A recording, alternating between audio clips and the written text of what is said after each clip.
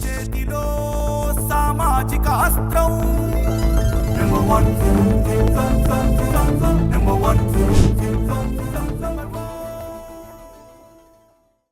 Hi hello నమస్తే welcome to number 1 news. నేను మధులలిత. ఈ రోజు లోకల్ టు గ్లోబల్ న్యూస్ చూసేద్దాం.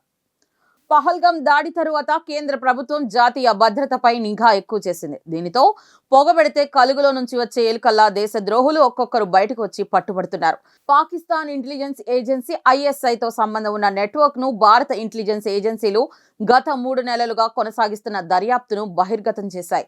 ఈ దర్యాప్తులో భాగంగా 2 నిందితులను అదుపులోకి తీసుకున్నారు. అందులో ఒకరు పాకిస్తాన్ జాసూస్ కాగా ఒకరు నేపాలీ మూలాలున్న ఆన్సరుల్ మియా అన్సారీగా గుర్తించారు. ఇతను పాకిస్తాన్ ISI ద్వారా ఇండియాకు వచ్చి భారత సైన్యానికి సంబంధించిన రహస్య సమాచారాన్ని పాకిస్తాన్ కు పంపడం కోసం పనిచేశాడు. మరోవైపు జాసూస్ కూడా భారతదేశంలో కీలక లావాదేవీలతో పాటు అనేక కార్యకలాపాలను పాకిస్తాన్ కోసం చేసేవాడు. ఆన్సరుల్ మియా అన్సారీ భారతదేశంలోని ఓ హోటల్లో ఉంటూ పాకిస్తాన్ ISI అడిగినట్లుగా భారత సైన్యానికి సంబంధించిన పలు రహస్య డాక్యుమెంట్లను సీడీల రూపంలో తయారు చేసి చేరవేయాలని ప్రయత్నించాడు. ఈ క్రమంలో అన్సారీకి సహకరించిన మరో నిందితుడు అఖ్లక్ అజాం కూడా అరెస్ట్ అయ్యాడు. అఖ్లక్ ఆన్సరులకు పాకిస్తాన్ ISIకి డాక్యుమెంట్లు పంపడంలో సహాయపడుతున్నాడు. ఈ క్రమంలో కేంద్ర సంస్థలు ఆన్సరుల వద్ద నుంచి పలు రకాల రహస్య డాక్యుమెంట్లను స్వాధీనం చేసుకున్నాయి. ఆ డాక్యుమెంట్లు భారత సైన్యానికి సంబంధించినవి. ఈ వ్యవహారంలో పాకిస్తాన్ హై కమిషన్ స్టాఫ్ పై కూడా అనుమానాలు వ్యక్తమవుతున్నాయి.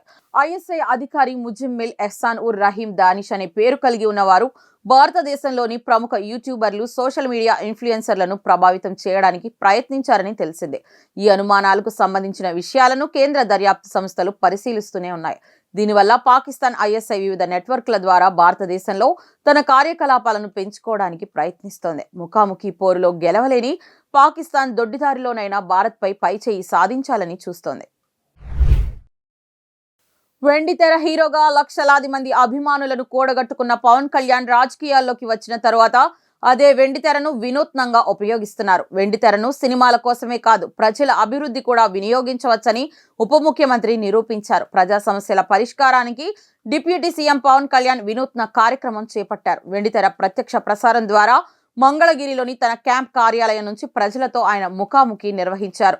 మన ఊరు మాటావంతి కార్యక్రమం ద్వారా శ్రీకాకుళం జిల్లా టెక్కలి మండలంలోని రావివలస గ్రామస్తులతో ఆయన మాట్లాడారు. వారి సమస్యలను ఆన్లైన్ ద్వారా అడిగి తెలుసుకున్నారు. గ్రామస్తుల సమస్యలు వెంటనే పరిష్కరించేలా చూడాలని ఉన్నతాధికారులను ఆయన ఆదేశించారు. వెండితెరను ప్రజల వేదన తీర్చే సాధనంగా మార్చారంటూ డిప్యూటీ సీఎం పవన్ కళ్యాణ్ ను గ్రామస్తులు ప్రశంసిస్తున్నారు. రాష్ట్రంలో చోటు చేసుకుంటున్న ప్రమాదాలపై సైతం వెంటనే స్పందిస్తూ అధికారులకు కీలక ఆదేశాలు జారీ చేస్తోంది.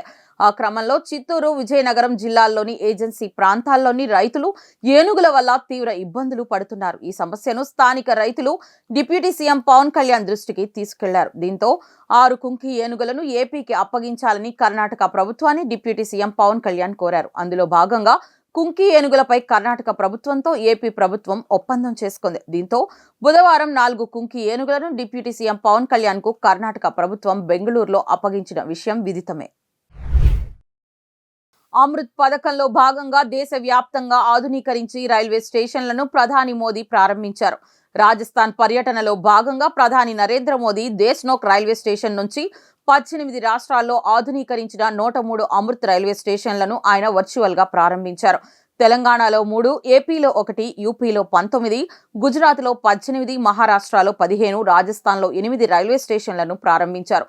ఈ కార్యక్రమంలో రైల్వే మంత్రి అశ్విని వైష్ణవ్, కేంద్ర మంత్రి అర్జున్ రామ్ మేఘ్వాల్, రాజస్థాన్ ముఖ్యమంత్రి భజన్ లాల్ శర్మ పాల్గొన్నారు. అంతకుముందు బికనీర్లోని కర్ణిమాత ఆలయాన్ని ఆయన సందర్శించారు. అమ్మవారికి ప్రధాని మోదీ ప్రత్యేక పూజలు నిర్వహించారు. అనంతరం బికనీర్ ఎయిర్ బేస్ ను మోదీ సందర్శించారు. బికనీర్ సమీపంలో పాలనా గ్రామంలో ఏర్పాటు చేసిన బహిరంగ సభలో ప్రధాని మోదీ పాల్గొన్నారు. ఆపరేషన్ సింధూర్ అనంతరం తొలిసారిగా ప్రధాని మోదీ రాజస్థాన్ లో పర్యటించారు. ఏప్రిల్ 22వ తేదీన పహల్గాంలో పర్యాటకులే లక్ష్యంగా ఉగ్రవాదులు కాల్పులు జరిపారు. ఈ కాల్పుల్లో 26 మంది మరణించిన సంగతి తెలిసిందే. ఈ ఉగ్రదాడి అనంతరం భారత్, పాకిస్తాన్ల మధ్య పరిస్థితులు ఉద్రిక్తంగా మారాయి. ఆపరేషన్ సింధూర్ ను ప్రభుత్వం చేపట్టింది. ఈ ఆపరేషన్ ద్వారా పాకిస్తాన్ తో పాటు పాక్ ఆక్రమిత కాశ్మీర్లోని ఉగ్రవాద స్థావరాలపై దాడులు చేసింది. ఈ దాడుల్లో దాదాపు 100 మందికి పైగా ఉగ్రవాదులు మరణించారు. పహల్గాం ఉగ్రదాడి జరిగిన సరిగ్గా నెల రోజులకు ప్రధాని మోదీ రాజస్థాన్లోని బికనీర్ ఎయిర్ బేస్ ను సందర్శించడం గమనార్హం.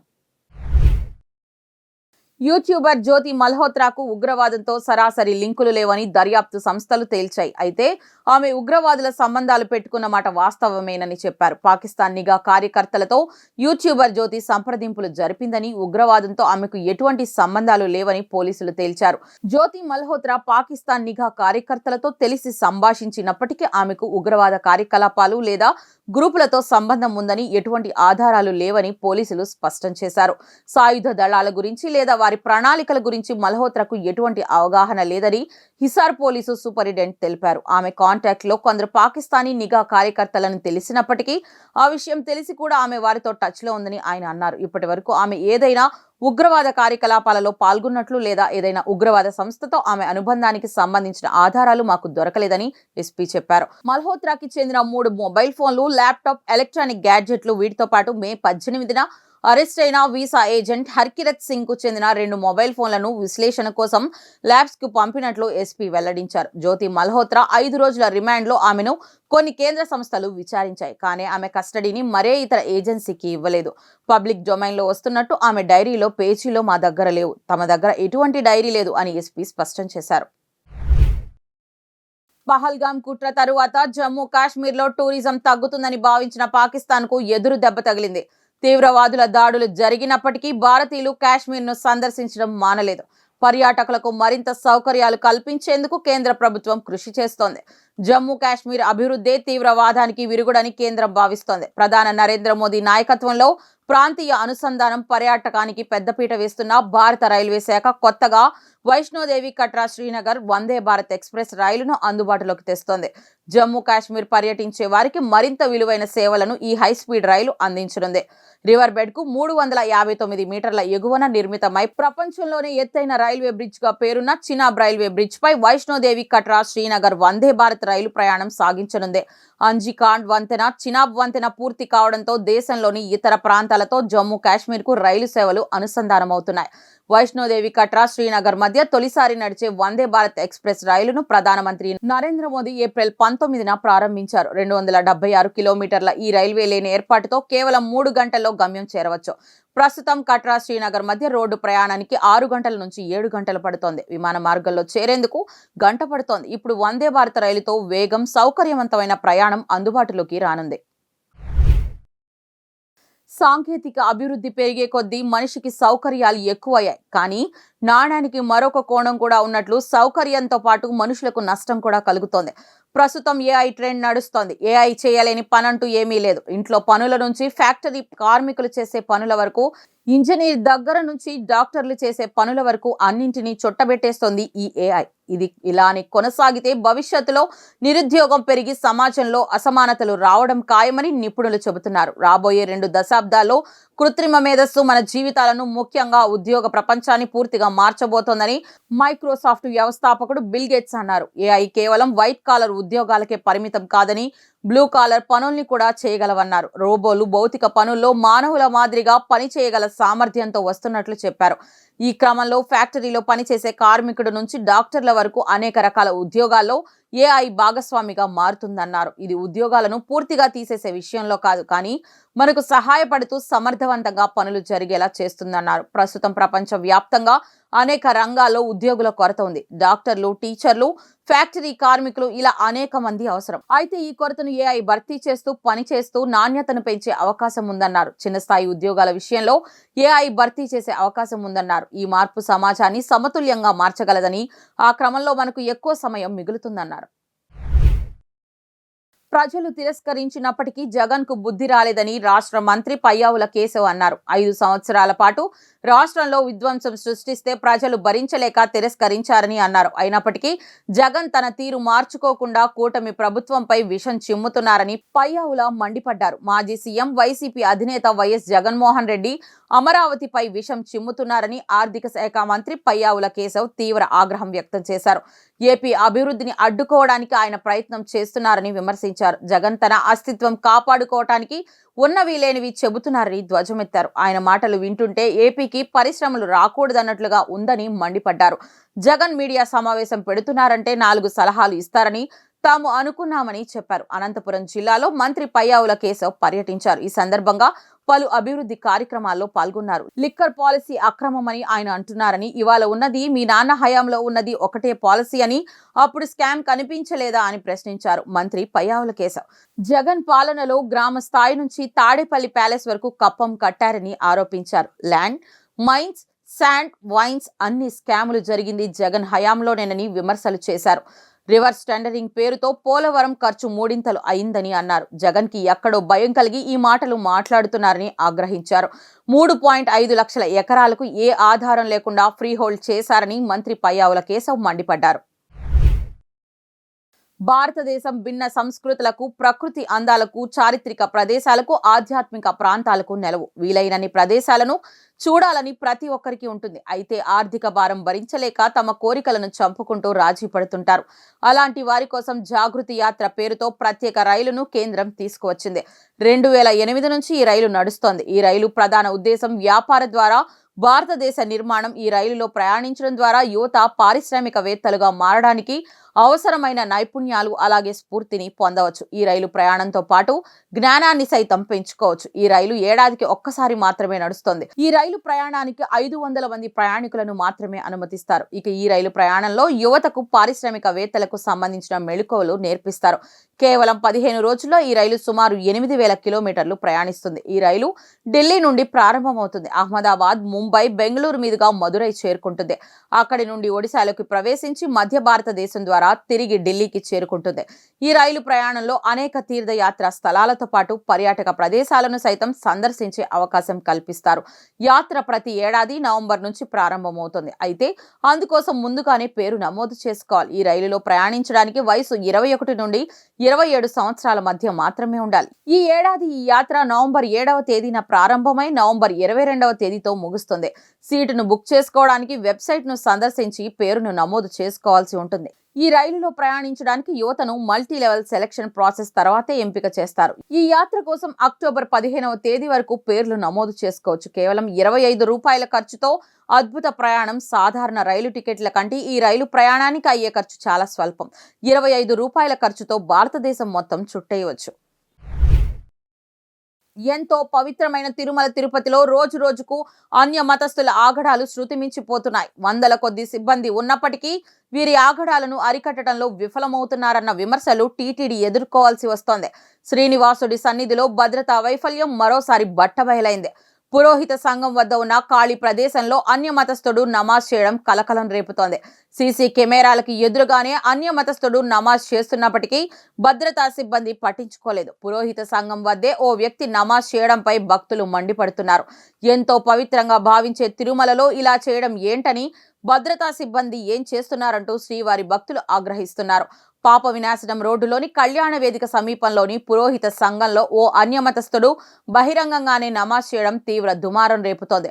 నిత్యం స్వామివారి చెంత కళ్యాణం చేసుకుని వచ్చే భక్తులతో కళ్యాణ వేదిక ప్రాంతం కిటకిటలాడుతూ ఉంటుంది. ఆ ప్రాంతం వద్ద ఓ వ్యక్తి నమాజ్ చేయడాన్ని చూసిన భక్తులు భద్రతా వైఫల్యంపై ఆగ్రహం వ్యక్తం చేశారు. ఆ అన్య మతస్థుడు అక్కడే తమిళనాడుకు చెందిన వాహనంలో ఉన్నాడు. దీంతో అతని వద్దకు వెళ్లి తిరుమలలో అన్యమత కార్యకలాపాలు సాగించకూడదు కదా, ఇక్కడ నమాజ్ చేయడానికి కారణం ఏంటని ప్రశ్నించగా, తాను నమాజ్ చేసుకుంటున్నానని ఇక్కడున్న వారిని అడిగితే వాళ్లేమీ పట్టించుకోలేదని, అందుకే తానిక్కడే నమాజ్ చేసుకున్నట్లు సదరు వ్యక్తి చెప్పుకొచ్చాడు. పహల్గామ్ ఉగ్రదాడికి ప్రతీకారంగా భారత్ చేపట్టిన ఆపరేషన్ సింధూర్ ద్వారా కేవలం 22 నిమిషాల్లో పాకిస్తాన్లోని 9 ఎయిర్ బేస్లను ధ్వంసం చేసిందన్నారు. పాకిస్తాన్ పై భారత్ చేపట్టిన చర్యలు ప్రపంచం మొత్తం చూసిందన్నారు. అంతేకాదు శత్రువులు సైతం ఈ ఫలితాన్ని చవి చూశారని తెలిపారు.